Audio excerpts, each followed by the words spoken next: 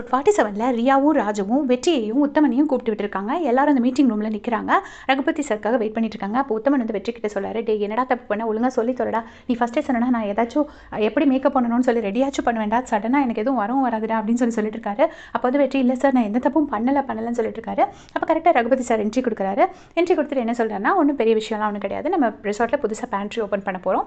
Pantry contract எடுத்தவர் வந்து போயிட்டாருங்கிறது நீங்கள் நேரம் கேள்விப்பட்டிருப்பீங்க. அதுக்கு பதிலாக புது கான்ட்ராக்ட் எடுக்க போகிறோம். அதை வந்து வெற்றியே பார்த்துக்கலாங்கிற மாதிரி நாங்கள் முடிவு பண்ணியிருக்கோம். ஸோ இனிமேல் பேண்ட்ரி இன்சார்ஜாக வெற்றி வந்து பார்ட் டைமாக மார்னிங்கும் ஈவினிங்கும் மட்டும் ஒர்க் பண்ணட்டும், மற்ற நேரத்தில் அவர் வந்து ரூம் சர்வீஸே பண்ணட்டும் அப்படின்னு சொல்லிட்டு ரகுபதி சார் சொல்கிறாரு. இதை கேட்டுட்டு உத்தமனுக்கு ரொம்ப ஹாப்பி ஆகிடுச்சு. உடனே வெற்றி எப்படி சும்மாவே நிற்கிறாரு, டே பண்ணலான்னு சொல்லிடா அப்படின்னு சொன்னோன்னே பண்ணிடலாம் சார் அப்படின்னு சொல்லிட்டு வெற்றி சொல்கிறாரு. உடனே உத்தமன் கிட்ட வந்து ரகுபதி சார் சொல்கிறாரு, சேலரி ஹைக் எல்லாமே நாங்கள் வந்து டிசைட் பண்ணிவிட்டு உங்ககிட்ட சொல்கிறோம் அப்படின்னு சொன்னோன்னே இவங்களும் சரின்னு சொல்லிட்டு ஹாப்பியாக கிளம்பிடுறாங்க. அப்போ ரியா வந்துட்டு ராஜன் பார்த்துட்டு கேட்குறாங்க, பேண்ட்ரின்னா அவனுக்கு தெரியும் நீ நினைக்கிற, கண்டிப்பாக தெரிஞ்சிருக்காது அப்படின்னு சொன்னோன்னே ராஜன் அப்படியே முழிக்கிறாரு. அப்புறமா வெளியே வந்துட்டு உத்தமன் பயங்கர ஹாப்பியாக, டே நான் மேனேஜர் ஆனப்போ கூட நான் அவ்வளோ சந்தோஷப்படலடா, உனக்காக நான் அவ்வளோ சந்தோஷப்பட்டேன் அப்படி இப்படின்னு சொல்கிறாரு. இதை கேட்டுட்டு வெற்றி வந்து எனக்கு ஒரே ஒரு கஷ்டம் தான் சார் அப்படின்னோடனே, என்னடா சொல்லு, சேலரி பற்றி தானே, உனக்கு நான் நிறைய சேலரி வாங்கி தரேன் அப்படின்னு சொல்கிறாரு. உடனே வெற்றி வந்து அதெல்லாம் இல்லை சார், இந்த பேண்ட்ரினா என்ன சார் அப்படின்னு கேட்டோடனே, ஐயோ பேண்ட்ரினா டீ காஃபி ஸ்நாக்ஸ் கொடுக்குறதுடா, கேட்குறதுக்கு ஈஸியாக இருக்கும், பட் கிச்சன் மாதிரி கிடையாது, கிச்சனில் வந்து கொஞ்சம் லேட்டாக பண்ணலாம், ஆனால் இதில் வந்து லேட்டாலாம் பண்ண முடியாது, உடனே பண்ணி ஆகணும், டக்குன்னு கேட்டவுடனே எல்லாருக்கும் கொடுக்கணும், ஈவினிங்கும் மார்னிங்கும் மட்டும்தான், மற்ற நேரம் நீ வந்து ரூம் சர்வீஸாக ஒர்க் பண்ண அப்படிங்கிறாரு. அவர் வந்து கண்டிப்பாக நான் பண்ணிடுறேன் சார்னு சொல்லிட்டு ஹாப்பி அங்கேருந்து கிளம்பி போயிடுறாங்க. இப்போ வந்து பார்த்தீங்கன்னா நெடுமாறன் கிட்ட ஜான் வந்து சொல்கிறாரு, இந்த மாதிரி நம்ம ரெசார்ட்டோட பேண்ட்ரி வந்து மேனேஜ்மெண்ட்டே கண்ட்ரோல் எடுத்துக்கிறாங்க அப்படின்னு சொன்னோன்னே, என்னவோ பண்ணி தொலையட்டும், எனக்கு ஆல்ரெடி நிறைய ஒர்க் இருக்குது அப்படின்னு சொல்லிட்டு நெடுமாறன் சொல்கிறாரு. உடனே ஜான் சொல்கிறாரு, அந்த பேண்ட்ரி இன்சார்ஜாக வெற்றியை போட்டிருக்காங்க அப்படின்னு. வெற்றியை போட்டிருக்காங்கன்னு கேட்டவுடனே அவர் செம்ம கடுப்பாயிட்டு ஊயின்னு கத்துறாரு.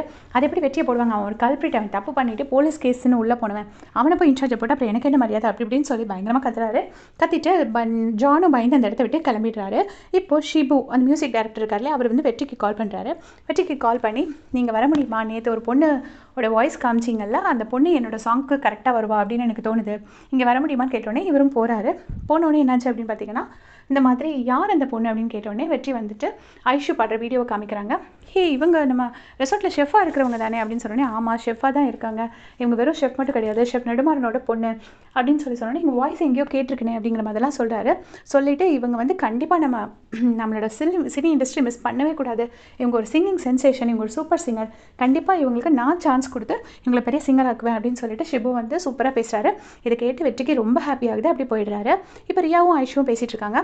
அப்போ ரியா வந்து ஐஷு கிட்ட சொல்கிறாங்க, இன்னும் தீபக் கால் பண்ணிகிட்டே தான் இருக்கான், ஆனால் தீபக்கோட ஃபோன் எடுக்கிறதே இல்லை அப்படின்னோடனே ஐஷு சொல்கிறாங்க, சிங்கிள் பேரண்ட்டாக இருக்கிறது ரொம்ப கஷ்டம்டி, நீ அவன் கூப்பிட்டுட்டே இருக்கிறானா, நீ கொஞ்சம் அதை கன்சிடர் பண்ணு, ஏன்னா இப்போ உன் வயிற்றில் ஒரு குழந்தைய இருக்குது அப்படின்னு சொன்னோன்னே, ஓகே நான் அதை பற்றி திங்க் பண்ணுறேன் அப்படின்னு சொல்லிட்டு ரியா சொல்கிறாங்க.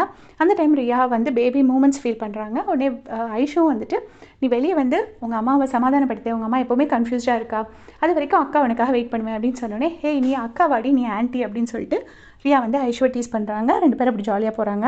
இப்போ விக்கி வந்து வேணியை கூப்பிட்டு வச்சு சாரி கேட்குறாரு. சாரி கேட்டு காலையே விழுந்துடுறாரு. இனி நான் என்ன பண்ணா நீ என்ன மன்னிப்பா, என்கிட்ட பழைய மாதிரி பேசு அப்படின்னு கேட்டோடனே வேணி கடைசியாக மன்னிச்சிடுறாங்க. மன்னிச்சுட்டு இனிமேலாச்சும் ஒழுங்காரு, இனி திருப்பி ஒரு தடவை தப்பு பண்ணேன்னா அதான் லாஸ்ட் டைம், நான் உனக்கு திருப்பிலாம் சான்ஸ் கொடுக்க மாட்டேன் அப்படின்னு சொல்லிட்டு ரெண்டு பேரும் ஹக் பண்ணிக்கிறாங்க. அப்போ வந்து விக்கி சொல்கிறாரு, நான் வந்து நிறைய பணம் சேர்த்துட்டேன், நம்ம சீக்கிரமாகவே கல்யாணம் பண்ணிவிட்டு எனக்கு ஒரு ரெஸ்டாரண்ட் உனக்கு ஒரு பேக்கரி அப்படின்னு சொன்னோன்னே ரெண்டு பேரும் ஹாப்பி ஹக் பண்ணுறாங்க. இது வந்து சைட்லேருந்து ஸ்ரீநிதி பார்த்துட்டே இருக்காங்க. அவங்க மனசில் என்ன நினைக்கிறாங்க அப்படிங்கிறது தெரியல, கோவப்படுறாங்க இல்லைன்னா அவங்க விக்கிக்காக ஹாப்பியாக ஃபீல் பண்ணுறாங்களா தெரியல. இப்போ ரகுபதி சார் அவரோட ரூமில் ஃபோன் பேசிகிட்டு இருக்காரு. அவரை மீட் பண்ணுறதுக்கு மாறன் வராரு.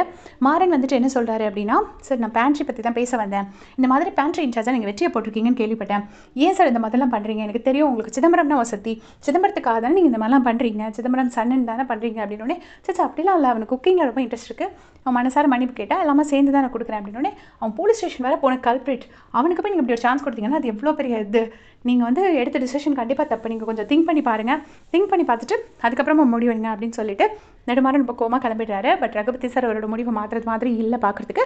ஸோ இதோட இந்த எபிசோட் முடிச்சிருக்காங்க. தேங்க்ஸ் ஃபார் வாட்சிங்.